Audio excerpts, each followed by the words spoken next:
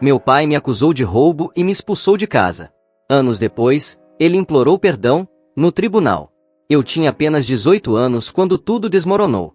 Já havia saído da casa dos meus pais fazia cerca de um ano e estava tentando levar uma vida independente.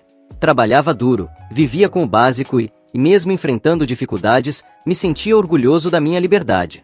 Mas aquele telefonema do meu pai mudou tudo. Ele me pediu para encontrá-lo em sua casa, como se fosse algo trivial.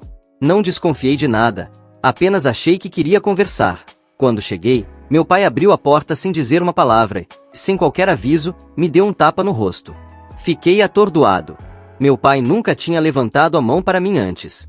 Era alguém rígido, sim, mas a agressão física nunca tinha feito parte da nossa relação. Perguntei, ainda confuso e com o rosto ardendo, por que ele tinha feito aquilo. Ele apenas me olhou com raiva e me bateu de novo, gritando para eu sair da casa dele. Naquele momento, tudo ficou ainda mais surreal. Ele começou a me acusar de ter agredido minha prima, Mariana. Disse que o irmão dele, meu tio, contou que Mariana havia confidenciado que eu a tinha machucado. Eu fiquei sem chão. Mariana estava passando por uma fase difícil, deprimida e se automutilando. Eu sabia disso, mas jamais imaginei que ela pudesse inventar algo tão monstruoso para se proteger. Ela não fez nenhuma denúncia formal por falta de provas, mas meu tio ficou cego de ódio e queria que eu pagasse por algo que nunca fiz. Meu pai, tomado por decepção e fúria, repetiu que eu era um abusador. Me chamou de coisas horríveis enquanto minha mãe, sempre submissa e silenciosa, assistia a cena sem reagir, com os olhos baixos e uma tristeza silenciosa que parecia habitual nela. Não havia espaço para diálogo ou defesa. Peguei o pouco que tinha levado comigo e saí dali humilhado, com uma dor no peito que não sabia descrever. Nos meses seguintes, vivi uma fase sombria. Pulei de emprego em emprego para sobreviver. Senti o peso da rejeição e da injustiça todos os dias. Apesar de tudo, mantive a cabeça erguida e continuei lutando. Sabia que não podia deixar que aquela mentira acabasse comigo. Aos 20 anos, minha vida começou a dar sinais de melhora. Eu tinha uma namorada incrível que acreditava em mim quando ninguém mais acreditava. Foi ela quem me ajudou a encontrar um novo rumo. Um dia, ela me contou sobre uma vaga de meio período no KFC, onde ela trabalhava como recepcionista de pedidos de entrega. O salário era modesto, mas os bônus tornavam o trabalho muito mais vantajoso do que qualquer coisa que eu já tinha feito até então. Agarrei aquela oportunidade com todas as minhas forças. Enquanto trabalhava lá, também me dediquei a um curso técnico em administração. Foram anos difíceis, dividindo meu tempo entre o trabalho e os estudos, mas eu sabia que era o único caminho para mudar meu destino. Pouco a pouco, meu esforço começou a dar frutos. Fui promovido a supervisor e depois, a gerente da loja. Sentia que finalmente estava construindo algo sólido, algo que ninguém poderia tirar de mim. Minha namorada e eu nos casamos quando eu tinha 27 anos. Foi uma cerimônia simples, apenas nós dois e alguns poucos amigos, porque minha família não fazia mais parte da minha vida. Aquele casamento marcou um novo começo. Estávamos felizes, vivendo com simplicidade e amor verdadeiro. Um ano depois, tivemos nosso primeiro filho. Nada jamais me trouxe tanta alegria quanto segurar aquele pequeno nos braços. Ele era a prova viva de que eu podia ter uma nova vida, uma vida sem as sombras do passado. Durante anos, construímos nossa família com dedicação. Eu estava finalmente em paz, focado no que realmente importava. Mas como a vida sempre reserva surpresas, nem todas boas, a calmaria durou até aquela tarde fatídica em que alguém bateu à minha porta. Ao abrir, vi meus pais ali, depois de mais de uma década sem qualquer contato. Meu coração disparou, não de medo, mas de raiva. Eu sabia que algo estava para acontecer. Algo que colocaria à prova toda a força que eu havia reconstruído. Fiquei alguns segundos parado na porta, sem saber como reagir. Olhar para os rostos dos meus pais depois de tantos anos foi como abrir uma ferida antiga que eu tentava ignorar. Minha mãe estava visivelmente abatida, os cabelos grisalhos e o olhar ainda mais cansado. Meu pai, por outro lado, tinha a mesma expressão rígida e fria de antes. Ele me fitava como se o tempo não tivesse passado, como se ainda fossemos aqueles dois estranhos marcados pela dor e pelo rancor. "Podemos entrar?", minha mãe perguntou, quase sussurrando. A princípio, minha vontade era bater a porta na cara deles, mas algo dentro de mim, talvez uma ponta de curiosidade ou um resquício de compaixão, me fez abrir caminho. Eles entraram, sentaram-se na sala e ficou um silêncio constrangedor. Minha esposa apareceu logo depois, surpresa ao vê-los ali, mas permaneceu ao meu lado, segurando minha mão com firmeza.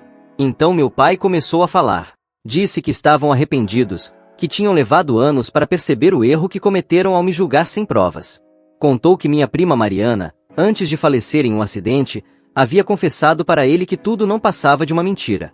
Ela disse que inventou a história para encobrir os próprios problemas e que nunca imaginei que as consequências seriam tão graves.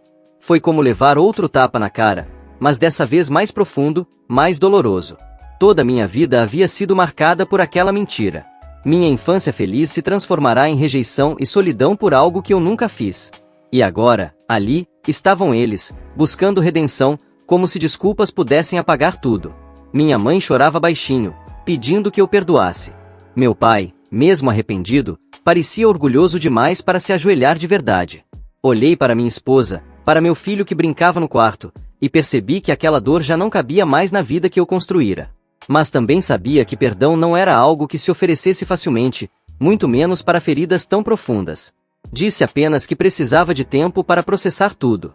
Eles entenderam, se levantaram e foram embora, deixando para trás mais perguntas do que respostas.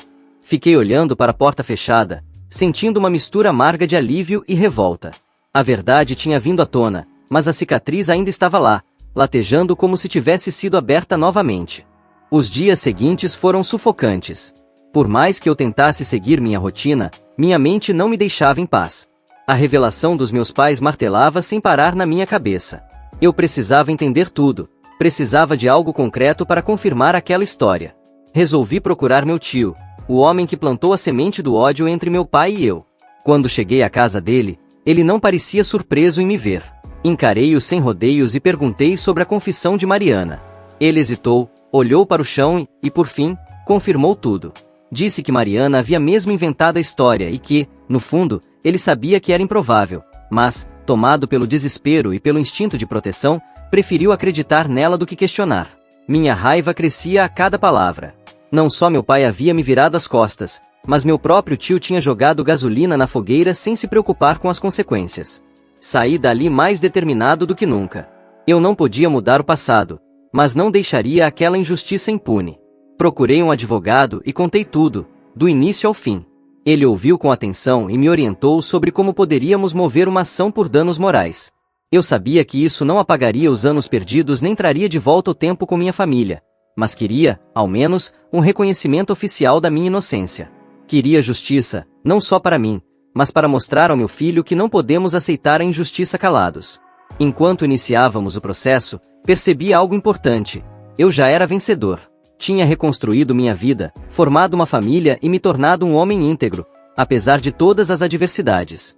A verdade, enfim, estava vindo à tona, e dessa vez, eu tinha forças para enfrentá-la de cabeça erguida. O processo judicial foi longo e desgastante. Cada audiência era como reviver aquele inferno, reabrindo feridas que eu achava já estarem cicatrizadas. Mas, ao mesmo tempo, cada etapa era um passo rumo à minha libertação completa.